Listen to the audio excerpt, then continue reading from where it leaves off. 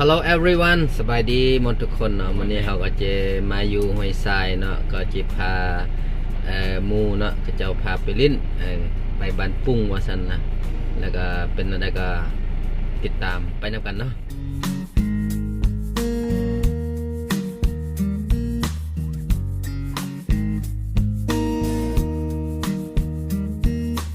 ตอนนี้ก็มาฮอดแล้วเนาะบอนจะไปลิ้นเนาะทางนั้นพี่น้องงามเด้อเราจิไทยรูปให้เบิ่งพี่น้องอันนี้จะเป็นทรายน้ำอย่างทรายน้ำเงาบานปุ้งพี่น้องนั่นได้ก็เบิ่งอยู่ในนะอาจจะให้ทานเบิ่งนะ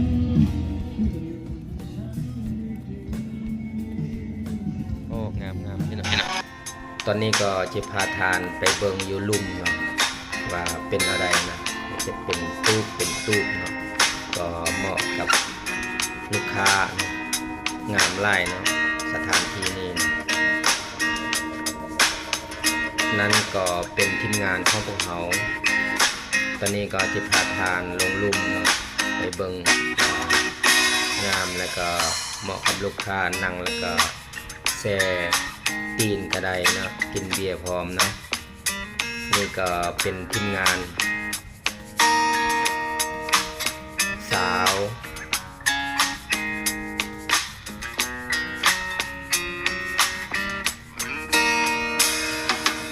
ตอนนี้ก็บ่มีคนปันใดนะมื้อนี้ก็วันอาทิตย์เนาะแต่ว่ายังบ่มีคนเนาะสองสาว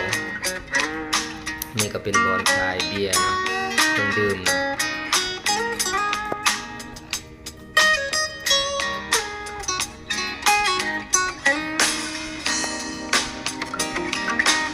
สาวกำลังลง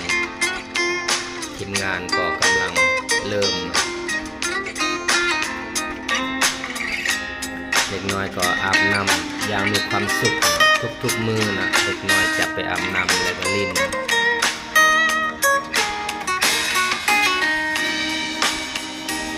สามสาวอย่างได้ผู้งามเนาะสาว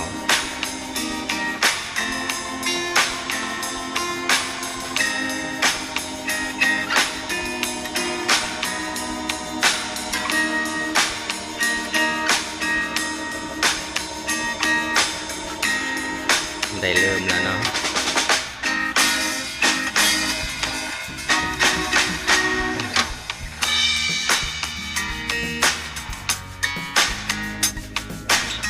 ตอนนี้ก็กำลังเริ่มแล้ว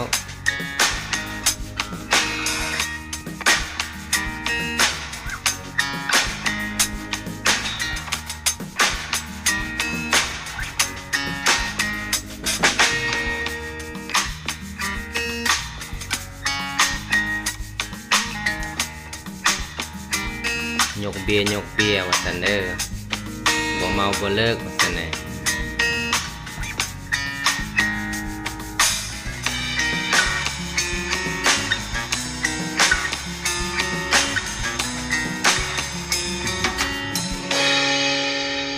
สองสาวเนาะแอคชั่น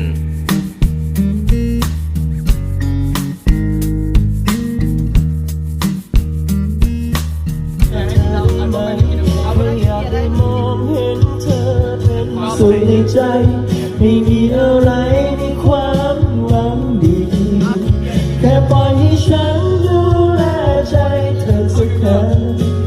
ด้วยทั้งหัวใจของฉันที่มีประเทศมึงเนี่ยเห็นปะ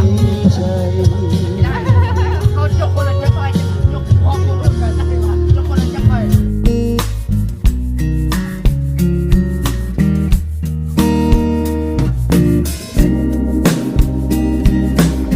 เ